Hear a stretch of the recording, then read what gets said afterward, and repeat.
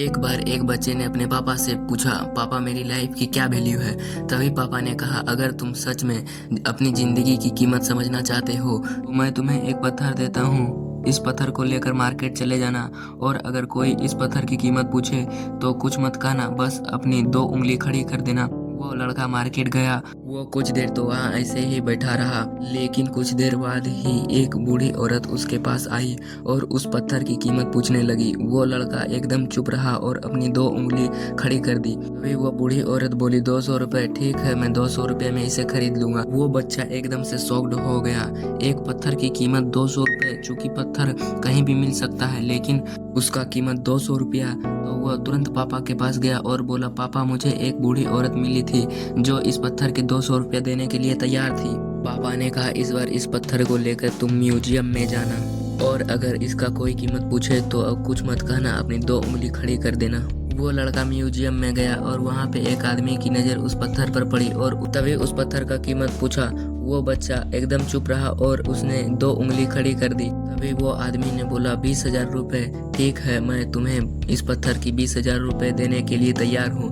वह लड़का फिर चौंक गया और जाकर पापा से कहा, पापा म्यूजियम में मुझे एक आदमी मिला था जो इस पत्थर के 20,000 रुपए देने के लिए तैयार था। तभी उसके पापा ने कहा, मैं तुम्हें अब आखिरी बार भेज रहा हूँ और अब तुम्हें जाना है कीमती पत्थरों की दुकान पर, और अगर वहाँ पर भी तुमसे कोई कीमत पूछे तो कुछ मत कहना, अपनी दो उंगली खड़ी कर देना।